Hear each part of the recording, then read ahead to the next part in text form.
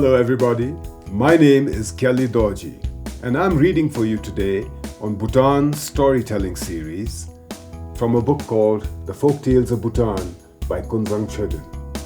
The story I'm going to read for you today is called The Phob That Provided Food.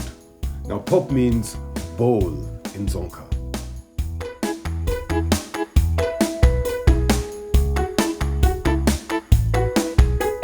Dangpo Dingo, which means a long, long time ago. There stood a village in a wide river valley. The valley bottom was covered with rich fields of yellow and golden barley ready for harvest. The hillsides were all dug and prepared for the buckwheat to be sown. Soon, everybody would be busy sowing buckwheat, except the poor boy who lived in the run-down old shack of a house. He was simply too poor to have kept enough seeds. He had eaten every grain in the house. Seeing the plight of this poor boy, all the neighbors collected a handful of seeds for him, and he gratefully sowed them in his little patch of land located on the hillside near a pine forest. As soon as the seeds were sown, a big family of sparrows came, and twittering and fluttering, they picked up every grain within a short while as the poor boy watched helplessly, paralyzed with shock. Slowly, the initial shock gave way to intense anger, and he began to chase the sparrows. He found the nest of the sparrows in a thorny bush, and inside there were 6 helpless chicks. Boiling with anger, he was about to set them afire when the sparrows begged him to spare their lives.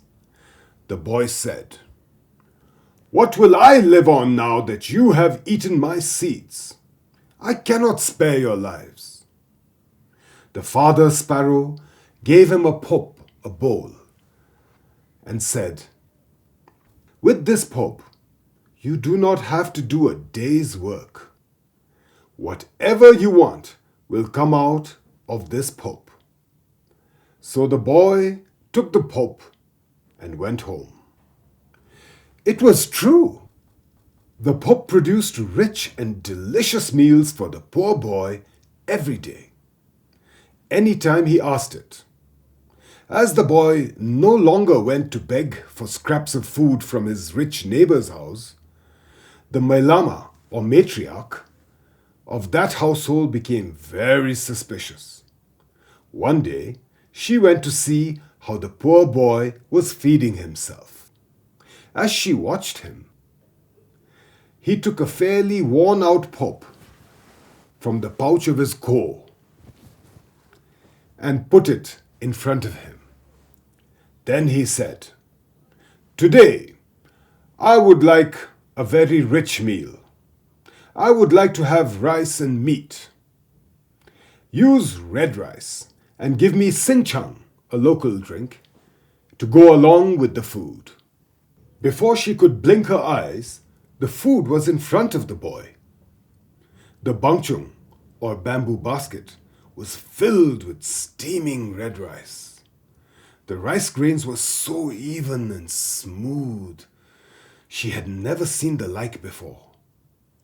The dappa or bowl was filled with juicy pieces of pork and beef, and tripe and sausages, and with large red and green chilies and tender slices of radishes.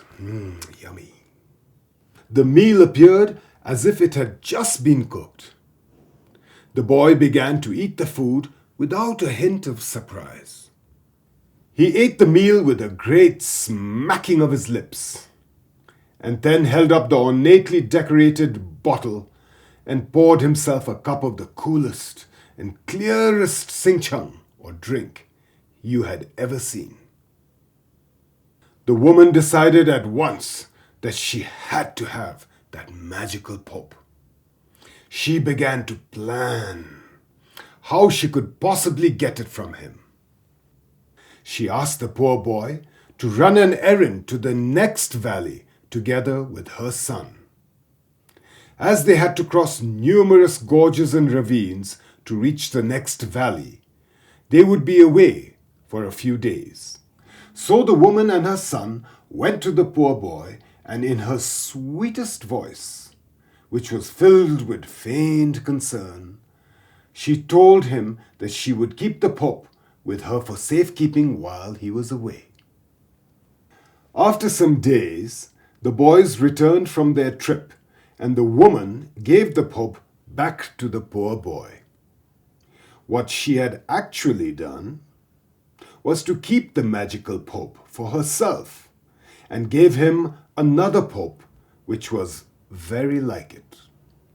The poor boy went home and asked for a good meal, but nothing came out of the Phob, even though he repeated his request several times.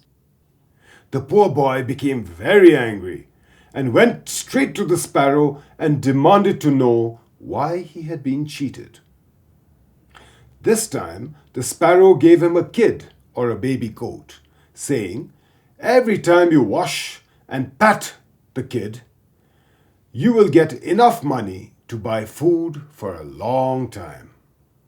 The poor boy washed and patted the kid goat as soon as he reached home, and sure enough, pieces of silver and gold fell from its body. Once again, the woman became curious and went to find out how the poor boy was getting his money. When she saw the kid goat, she wanted it.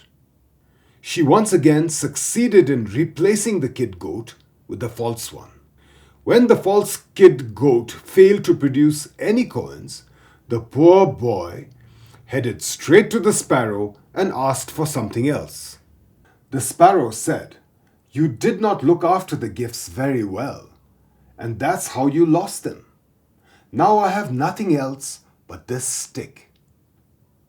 And it may be useful, so take it and never come back, for I have repaid you adequately."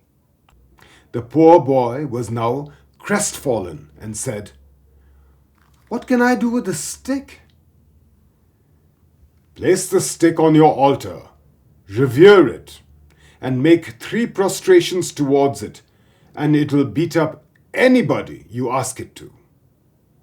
The boy went home with the stick, and soon the mother of the rich boy was in his house asking him what the stick could be used for. By now, the poor boy had guessed who had taken his Phob and his kid goat, so he said, "If you can wait for a while, I can show you what it can do." The woman could barely contain her excitement as she watched the boy complete the prostrations to the stick. The boy then gave the command before the woman realized what was happening, and the stick came towards her and began to beat her up mercilessly.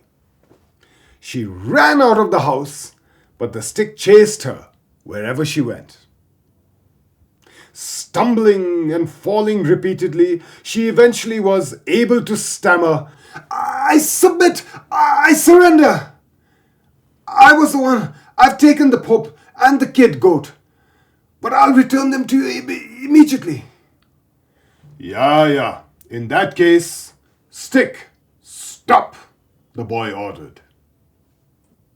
The woman ran to her house and brought back the stolen goods, and with folded hands begged the poor boy never to get the stick after her again. Now the poor boy had all the 3 gifts of the sparrows, and he lived in happiness and prosperity without having to do a day's worth of work. The end. I hope you enjoyed that story as much as I did. Thank you.